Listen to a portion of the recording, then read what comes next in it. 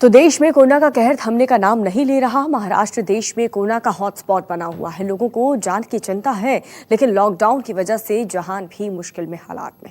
अपनी शानदार सर्विस से लोगों का खाना तय वक्त पर खाना पहुंचाने वाले मुंबई के डिब्बे वालों पर लॉकडाउन में रोजी रोटी का गंभीर संकट पैदा हो गया है। देखिए।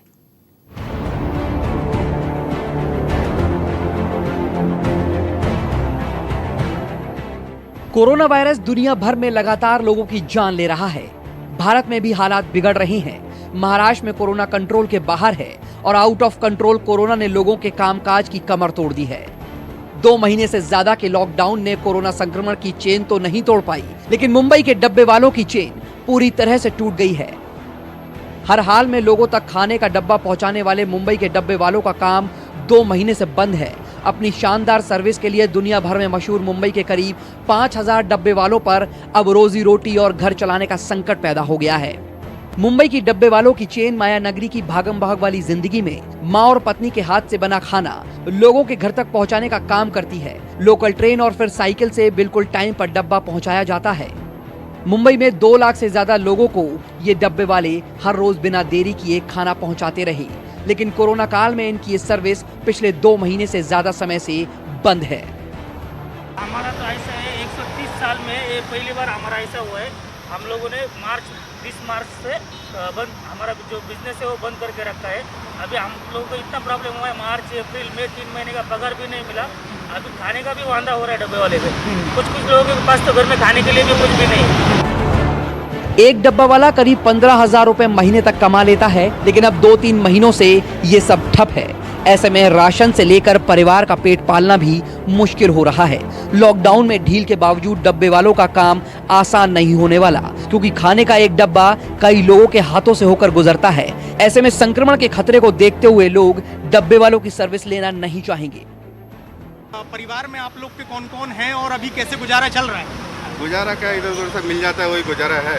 और फैमिली में तो है ही सब लोग, बीवी है, बच्चे हैं, 2 लड़के हैं, तो सब चल रहा है वैसा ही। राशन से मिल गया, इधर उधर से आता है, वही बस। सर कोई मदद आप लोगों को सरकार से या बाकी लोगों से कहीं से कोई मदद मिल पा रही है? नहीं, मदद कुछ नहीं मिले, कोई मदद नहीं, कुछ नहीं। संकट की इस घड़ी में डब्बे वाले भी सरकार से मदद की उम्मीद लगाए बैठे हैं। बहुत से बेरोजगारों में डब्बा वाला भी आता है, तो हमारा जब भी काम होता था कि पैसा मिलता था तभी हमारा घर चलता था। अभी वो भी बंद हो गए। हमारा कुछ पेमेंट का भी पहले मार्च से अटक गए, आगे का कभी चालू होगा उसकी भी गारंटी नहीं है। लेकिन उसके लिए कुछ ना कुछ रहेगा तो अपना घर चलेगा।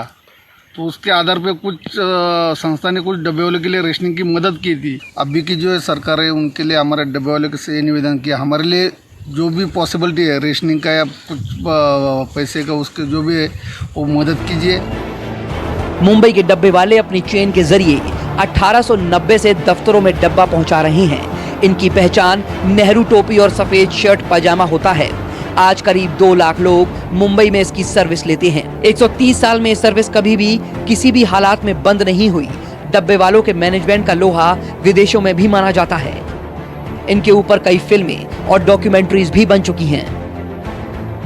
मुंबई की मूसलाधार बरसात हो या भीषण गर्मी का प्रकोप, लेकिन 100 सालों से भी लंबे समय से मुंबई के डब्बे वालों के कदम कभी नहीं थमे। लेकिन लॉकडाउन के चलते न सिर्फ इनकी रफ्तार पर ब्रेक लग गया है, बल्कि इनके परिवारों के सामने अब रोजी रोटी का संकट भी पैदा हो गया है।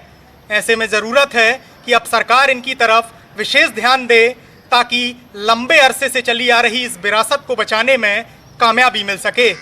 कैमरामैन अखिलेश सिंह के साथ संकेत पाठक, न्यूज़ 24, मुंबई।